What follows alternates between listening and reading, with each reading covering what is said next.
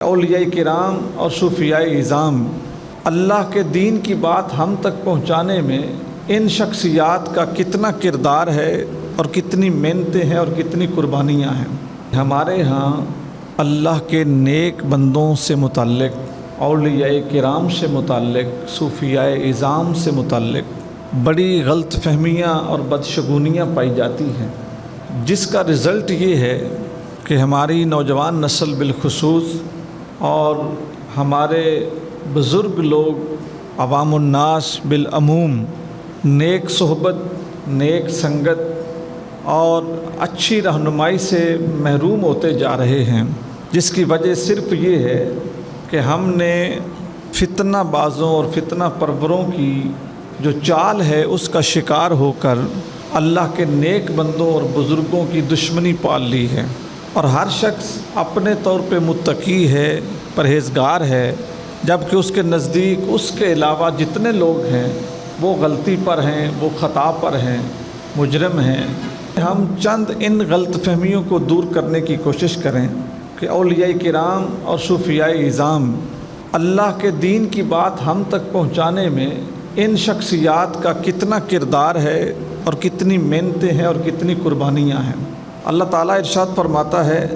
وَلَقَدْ كَتَبْنَا فِي الزُّبُورِ مِن بَعْدِ الذِّكْرِ، اپنے رسول کریم صلی اللہ علیہ وسلم کو مخاطب کرتے ہوئے کہ اے میرے نبی، تحقیق ہم نے لکھ دیا ہے فی الزبور،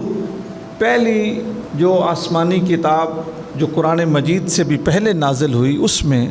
من بعد الذکر، نصیحت لکھنے کے بعد۔ کس چیز کی نصیحت؟ اچھائی کی نصیحت، نیکی کی نصیحت، اخلاق کی نصیحت اور صلہ رحمی کی نصیحت، صلح کی نصیحت، یعنی ہر اچھی نصیحت لکھنے کے بعد ہم نے زبور میں یہ لکھ دیا ہے ان الارض یرثها عبادی الصالحون، کہ یہ جو زمین ہے نا، ہم نے اس زمین کو وراثت بنا دیا ہے اپنے نیک بندوں کی۔ جو ہمارے نیک بندے ہیں، متقی لوگ ہیں، صالح لوگ ہیں، اس زمین کے وہ وارث ہیں، وہ اصل میں اس زمین کے مالک ہیں، جن کی وجہ سے اس زمین میں امن ہوگا، یہ فساد سے بچے گی، جن کی وجہ سے اس زمین میں تعلیم ہوگی، یہ جہالت سے بچے گی، جن کی وجہ سے اس زمین میں صلح ہوگی، یہ جھگڑے سے بچے گی، جن کی وجہ سے اس زمین میں امن اور سکون ہوگا، یہ دنگے اور فساد سے بچے گی۔ ہم نے اپنے نیک بندوں کو اس زمین کا مالک بنا دیا ہے۔ جناب حضرت علی المرتضیٰ شیر خدا رضی اللہ تعالی عنہ اولیاء کے امام ہیں،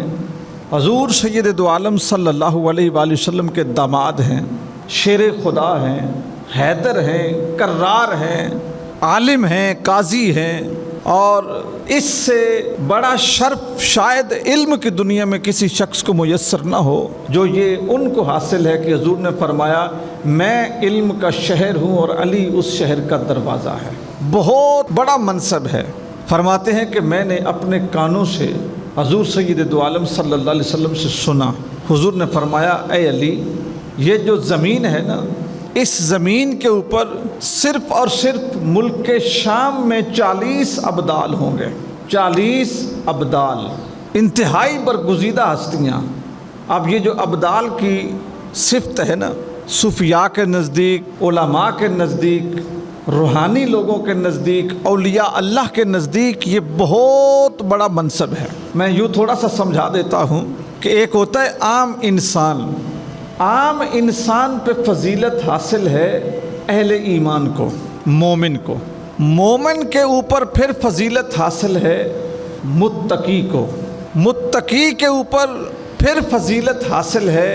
زاہد کو، زاہد پہ پھر فضیلت حاصل ہے اللہ کے ولی کو، اللہ کے ولی پہ پھر فضیلت حاصل ہے غوث کو، غوث پہ پھر فضیلت حاصل ہے کتب کو، کتب پہ پھر فضیلت حاصل ہے ابدال کو، ابدال سے آگے اوتاد کا درجہ ہے، اور اس طرح آگے پھر درجہ بدرجہ انسانیت اللہ تعالیٰ کے قریب ہوتی ہے اللہ کی خاص عطا کے ساتھ اور اپنی عبادت اور محنت کے ساتھ۔ جس کا آخری درجہ جناب رسالت مآب صلی اللہ علیہ وسلم کے پاس ہے۔ حضور نے فرمایا 40 ابدال ہوں گے اے علی جو ملک شام میں ہوں گے، اور فرمایا ان کی فضیلت اور ان کا رتبہ اور مقام اللہ کے نزدیک یہ ہوگا کہ جس وقت ایک فوت ہو جائے گا نا، اللہ تعالیٰ اس کی جگہ دوسرے کی ڈیوٹی لگائے گا، اس کو مقرر فرما دے گا، اس کی جگہ دوسرا سنبھال لے گا۔ اور فرمایا کہ ان کا خدا کے نزدیک مقام یہ ہوگا، اللہ تعالیٰ ان کے وسیلے سے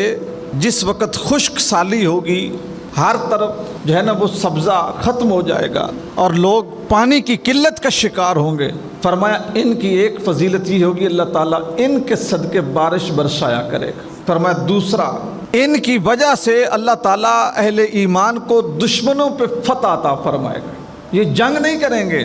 تلوار نہیں اٹھائیں گے، قتال نہیں کریں گے،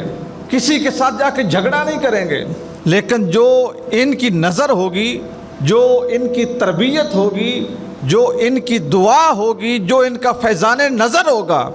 وہ ملکوں کو فتح کروا دے گا۔ یہ ایسے مجاہد تیار کریں گے، فرمایا ان کی وجہ سے اللہ تعالیٰ مومنوں کو دشمنوں پہ فتح عطا فرمائے گا، اور فرمایا ان کی برکت سے اہل شام سے عذاب اٹھ جائے گا۔ اے علی، یہ فضیلتیں ہوں گی ان لوگوں کی جو ابدال ہوں گے۔